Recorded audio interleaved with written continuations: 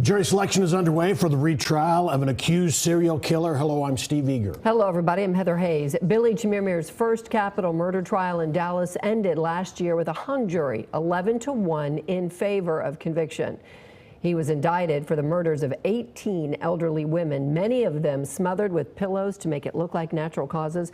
Prosecutors say he posed as a maintenance man or a home health care worker to gain access, and that robbery was the motive.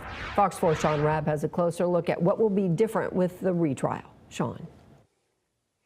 So, Heather, let me tell you, I don't believe there'll be any different way of presenting the evidence. Remember, 11 jurors voted for conviction. What will be different, of course, a new set of jurors to consider the circumstantial evidence against Chemirmir and family members of victims who last November could not be in court because of COVID restrictions. This trial, they will have their place in the courtroom. Murder is a journey.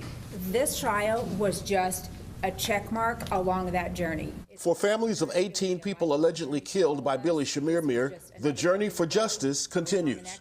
The suspected serial killer's first trial for the murder of Lou Harris last November ended in a hung jury, 11-1. The prosecution will try again. The defense has the benefit of having seen exactly how the prosecution intends to do that. So, and those roadmaps rarely change, especially when the decision in the previous mistrial was 11 guilty and 1 not guilty. The deadlock after 10 hours of deliberation and 4 notes to the judge. The one difference for certain this time, the 12 people who'll hear the evidence.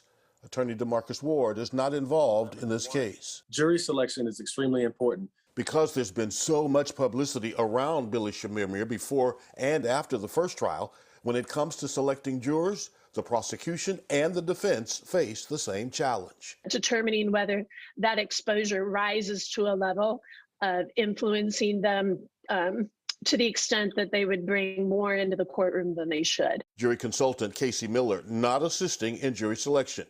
Judge Raquel Jones has said the court will be open. COVID protocols in the first trial kept family members watching proceedings on another courthouse floor. Jurors could not see their emotion. Casey Miller says the family members being present will, quote, humanize the victims. Jurors observe everything that's happening within the courtrooms. And what doesn't happen. This was a case without DNA. This was a case without an eyewitness. It's a circumstantial evidence case. Circumstantial evidence cases can be stronger than eyewitness cases. What do you do to make sure that you don't have someone who is so turned off by circumstantial evidence?